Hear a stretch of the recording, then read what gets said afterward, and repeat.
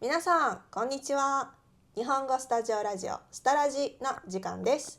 今日も私、日本語教師の静香とアシスタントのヨッシーが簡単な日本語で日本の生活や文化について話します。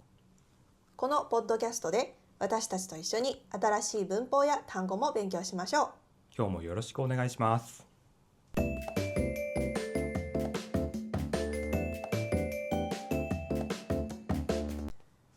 ヨッシーはこれからどんな場所に住んでどんな生活がしたいですか？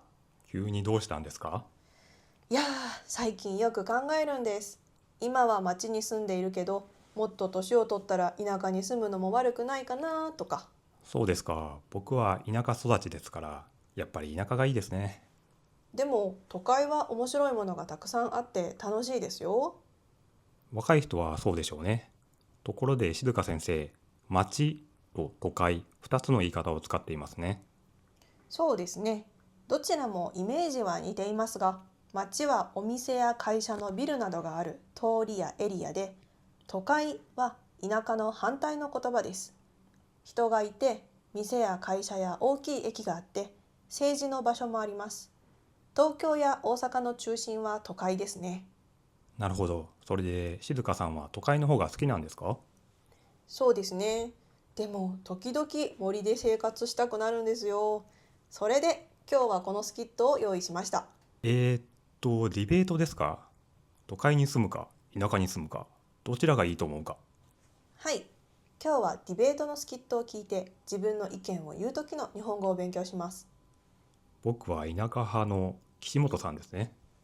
私は都会派の小田さんです。皆さんもスキットを聞きながらどちらの意見がいいか考えてください。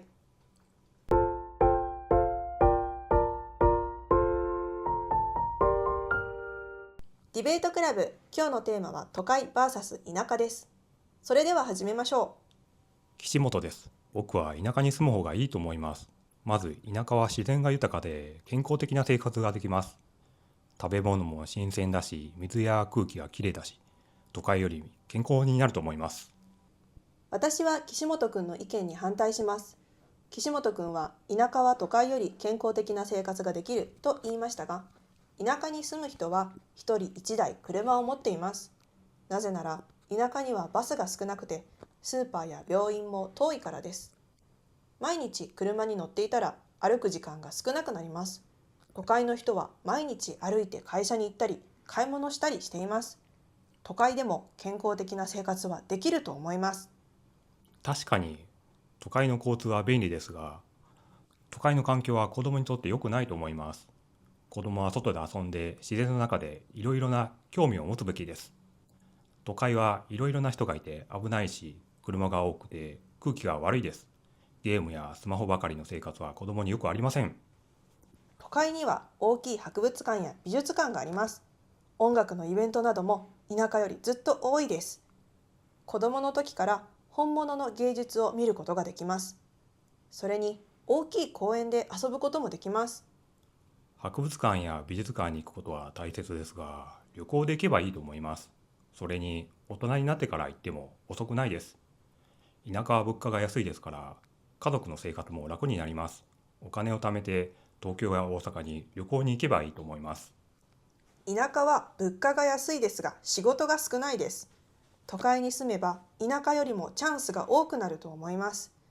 それに給料も都会の方がずっと高いです。私は都会に住む方がいいと思います。田舎は自然が豊かだし、物価も安いし、暮らしやすいと思います。都会は交通が便利だし、病院や学校もたくさんあるし、私は都会の方が田舎より暮らしやすいと思います。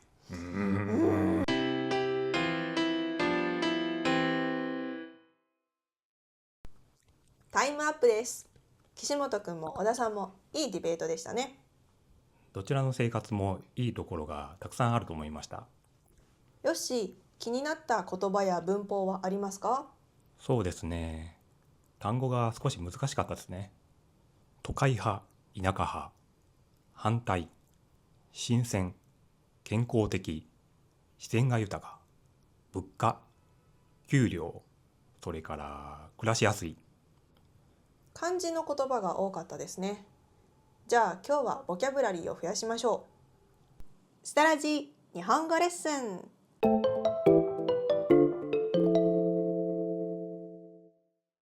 小田さんは都会派で、岸本くんは田舎派でした。この派って何ですか？同じ考えを持つ仲間です。例えば、ヨッシーは犬派ですか？猫派ですか？僕は犬を飼っていたので犬派です。静香さんは？私はどちらでもありません。馬派です。犬や猫よりも馬が好きなんですね。じゃあ朝は米派ですか？パン派ですか？大抵和食を食べるので米派ですけど、トーストも好きです。こういう感じで使うんですね。ちなみに僕も米派です。次、反対ですね。小田さんは岸本くんの意見に反対しますと言っていました。今日の最初に都会の反対は田舎だと話しましたね。180度違う意見や言葉というイメージですね。反対の方向に歩くということもできるので、フィジカルにも使えます。ディベートで使う反対の反対は賛成ですね。賛成は同じ意見という意味です。次は新鮮ですか？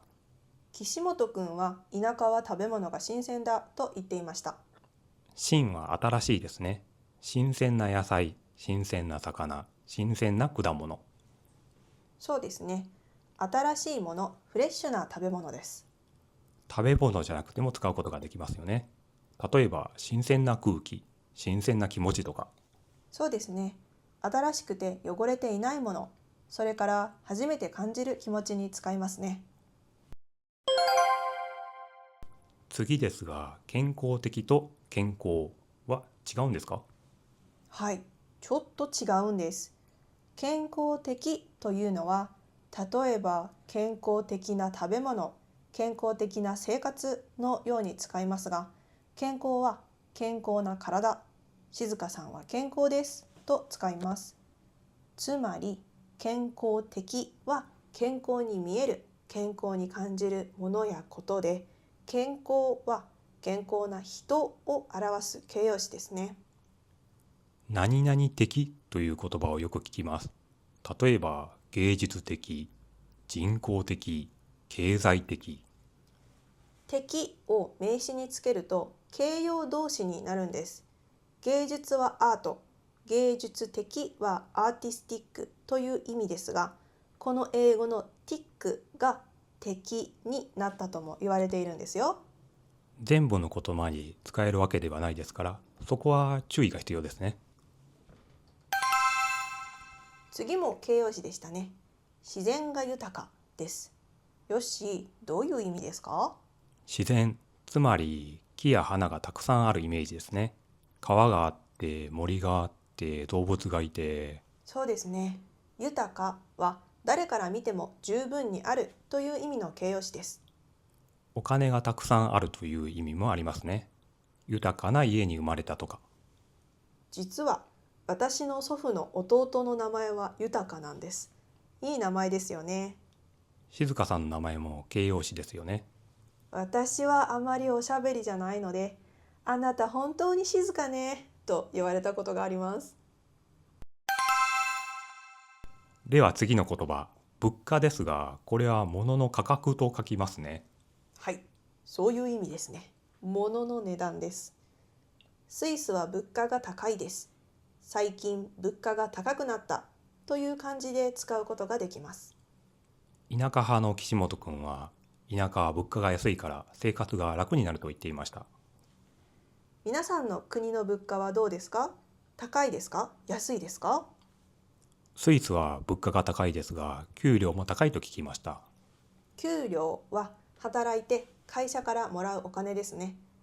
都会派の小田さんが田舎は給料が安いと言っていました。料はお金という意味がありますね。無料はお金がかからないという意味だし、入場料はその場所に入るためのお金ですね。そうですね。料金という言葉があります。この漢字を知っていると日本に来た時に便利ですね。静香先生、最後に暮らしやすいについて教えてください。スタラジのエピソード2で一人暮らしという言葉を勉強しました。暮らしますという動詞だと言っていましたが、同じ動詞ですか？はい、そうです。安いは優しい、つまり簡単です。暮らすことが簡単だという意味ですね。これは便利な言い方だし、作り方も簡単なので、皆さんもたくさん使ってください。じゃあ、よし。暮らします。暮らしやすい、食べます。食べやすい、わかります。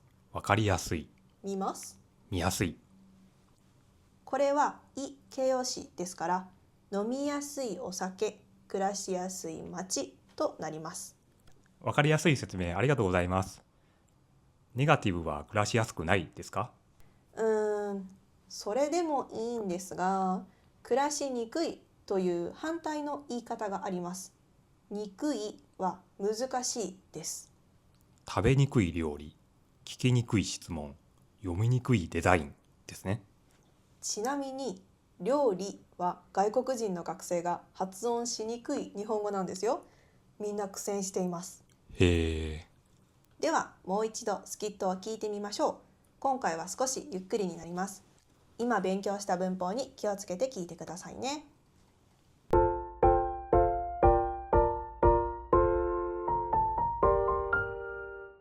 ディベートクラブ。今日のテーマは都会 vs 田舎です。それでは始めましょ岸本です。僕は田舎に住む方がいいと思います。まず、田舎は自然が豊かで健康的な生活ができます。食べ物も新鮮だし、水や空気がきれいだし、都会よりも健康になると思います。う。私は岸本くんの意見に反対します。岸本くんは田舎は都会より健康的な生活ができると言いましたが、田舎に住む人は一人一台車を持っています。なぜなら田舎にはバスが少なくてスーパーや病院も遠いからです。毎日車に乗っていたら歩く時間が少なくなります。都会の人は毎日歩いて会社に行ったり買い物したりしています。都会でも健康的な生活はできると思います。確かに都会の交通は便利ですが、都会の環境は子供にとって良くないと思います。子供は外で遊んで自然の中でいろいろな興味を持つべきです。都会はいろいろな人がいて危ないし、車が多くて空気が悪いです。ゲームやスマホばかりの生活は子供によくありません。都会には大きい博物館や美術館があります。音楽のイベントなども田舎よりずっと多いです。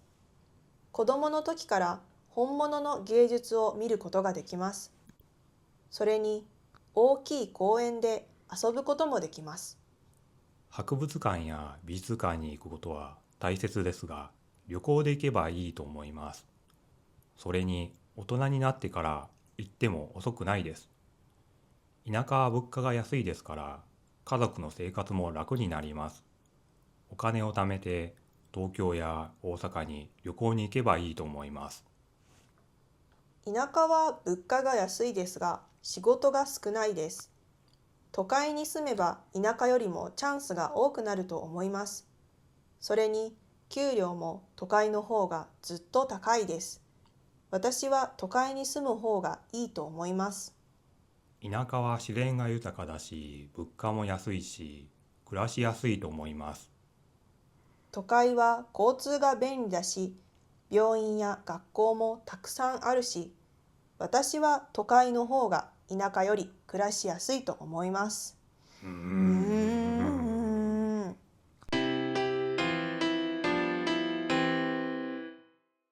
ィベートの文法は実はあまり難しくないですよね。そうですね。